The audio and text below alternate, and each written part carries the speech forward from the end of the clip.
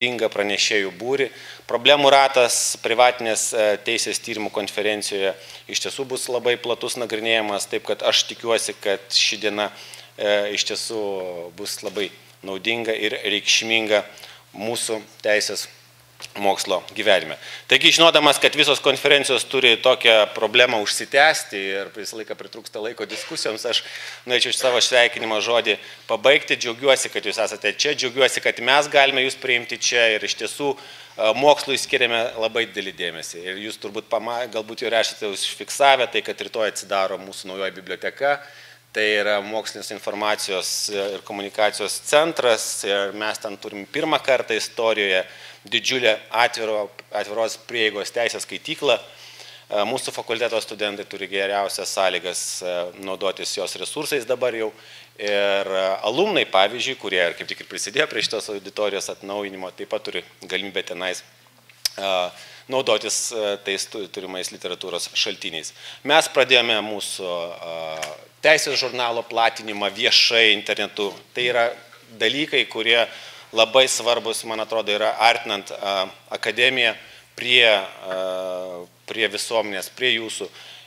Teisės žurnalas, teisės prieiga tai yra labai svarbus dalykas. Taip kad mielai kviečiu naudotis mūsų teikiamomis jums galimybėmis.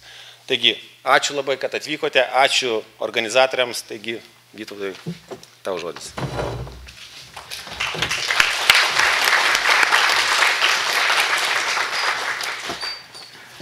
Dėkoju dekanui už įžanginį sveikinimo žodį ir toliau norėčiau kaip pirmosios sesijos moderatorius, o taip pat kaip ir pagal programą antro įžanginio žodžio kalbėtojas pirmiausiai trumpai pristatyti šios konferencijos mokslinę programą. Jūs ją visi žinojote ir dabar matote, tačiau noriu savo ruožtu pakomentuoti, kodėl ji tokia. Sudarinėdamas šios konferencijos programą turėjau mintis dviejopo pobūdžio, ar programą daryti daugiau klausimams aptarti tiems, kurie yra susiję, arba svarbus daugiau globalesniu mastu, ypač tarptautiniu arba net labiau ES konteksto prasme, turint omenyje artėjantį Lietuvos Respublikos pirmininkavimą ES tarybai.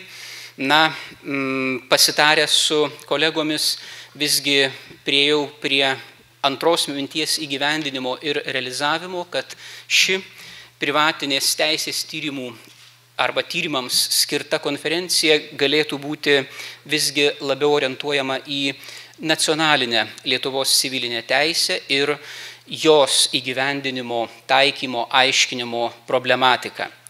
Parinkdamas klausimus vadovausi vienu bendru koncepciniu požiūriu, tai yra, kad norėjau, jog šios konferencijos tikslas būtų tam tikrų konceptualių požiūrių į tam tikrus nacionalinės, tai yra Lietuvos civilinės teisės klausimus, institutus, aptarimas, išgryninimas, jeigu reikia to išgryninimo. Ir siekiant šio tikslo buvo parinkti tam tikri klausimai, vadovaujantis, matyt, trejopomis idėjomis. Pirmoji iš jų yra tokia, kad yra tam tikri institutai perimti iš kitų teisės tradicijų jurisdikcijų į Lietuvos nacionalinę civilinę teisę, tačiau Lietuvos doktrinoje, teismų praktikoje, o netgi galbūt ir įstatymų prasme yra pasigendama išgryninto aiškaus konceptualaus požiūrio į tuos perimtus institutus. Antroji mintis yra matyt vietų, institutų, kurie yra perimti ir visgi kyla klausimai, ar jie tinkamai yra taikomi ir panaudojami nacionalinėje jurisdikcijoje. Arba galbūt per daug yra panaudojama, arba atvirkščiai per mažai yra panaudojama iš to, kas galėtų būti panaudojama ir galbūt nepagrįstai improvizuojama per daug taikant tam tikrus institutus Lietuvos jurisdikcijoje.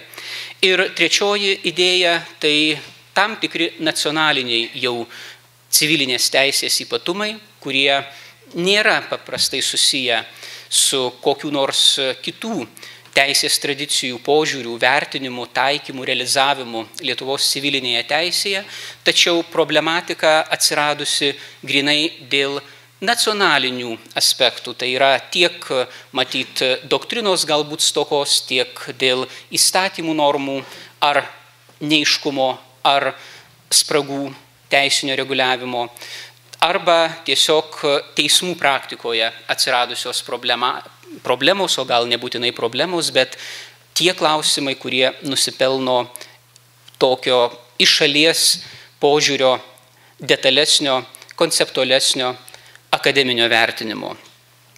Ir pagaliau, galbūt ne ketvirtoji idėja, bet tiesiog mintis, renkantis tokią programą ir tokią kryptį, tai tiesiog bendra galbūt stoka ir doktrinos, ir teismų praktikos vienais ar kitais Lietuvos civilinės teisės klausimais, tačiau aktualiais taikymo prasme, aktualiais teisinio reguliavimo prasme ir aišku aiškinimo. Na, kaip matote, programa yra labai įvairi. Buvo bandoma dėlioti pagal tam tikrą giminingumą klausimus į sesijas, tačiau ne visai taip gavosi. Dėl to iš karto noriu atsiprašyti, kad yra sesijų, kur yra pagal prasme negiminingi klausimai, bet kitaip tiesiog neįmanoma buvo sudėlioti arba pavyko pagal giminingumą sutraukti tiek, kiek pavyko objektyviai. Tačiau nežiūrint visko, noriu labai padėkoti pranešėjams, kurie geranoriškai sutiko pasidalinti savo įžvalgomis, mintimis, parinktais klausimais ir taip pat moderatoriams, kurie sutiko moderuoti šios konferencijos sesijas. Na, taip pat norėčiau atkreipti dėmesį į tam tikrus organizacinio pobūdžio dalykus, formatą konferencijos. Konferencija sudaryta iš pranešimų. Daugumai temų yra skiriami 2 pranešėjai, kuriems buvo leista pasirinkti, ar antrasis pranešėjas komentuos ir pildys pirmojo pranešėjo įžvalgas ir mintis, ar tiesiog papildys savarankiškomis savo įžvalgomis ir mintimis. Tačiau nežiūrint to, yra po kiekvienos sesijos paliktas laikas diskusijoms, apibendrinimams, klausimams, todėl kviečiu šią mielą auditoriją aktyviai dalyvauti būtent tarp sesijų skirtame laike diskusijoms, klausimams ir taip pat visą auditoriją, ne tik pranešėjus ar moderatorius, dalintis savo mintimis ir įžvalgomis tam tikrais klausimais. Na, dalyjantis įžvalgomis ir dalyvaujant diskusijomis, na, labai gal juokinga dabar ką pasakysiu, bet norėčiau pasakyti visgi, kad reikėtų naudotis mikrofonais, nes tik dėl to tą sakau, kadangi ši konferencija yra viešai skelbiama internetu ir priešingo atveju grinai iš techninės pusės būtų nesklandumų. Taigi, norėdami pasisakyti, tiesiog moderatoriui parodykite tam tikrą įprastą ženklą ir tada prie jūsų prieis asmuo, kuris jums paduos mikrofoną kalbėjimui.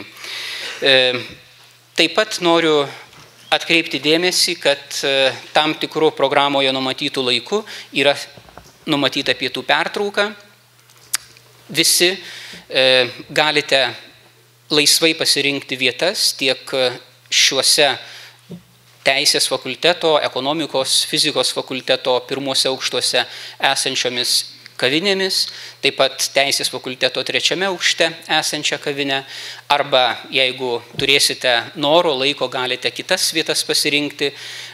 Pranešėjus, moderatorius, taip pat tam tikrus svečius mes pakviesime pietų pertraukos atskirai, bet objektyviai visų pakviesti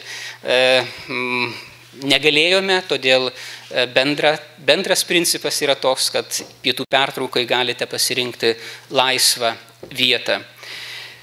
Na ir atrodo viskas, arba galbūt beveik viskas, tai yra, kad belieka palinkėti pranešėjams, auditorijai visai, klausytojams, nuostabios dienos, tikro pavasario, nežiūrint, kad kalendoriuje ne pavasaris, ir be abejo labai įdomių, naudingų diskusijų ir nuomonių, apsikeitimo, produktyvaus, vaisingo minčių produktyvių minčių mainų tiesiog.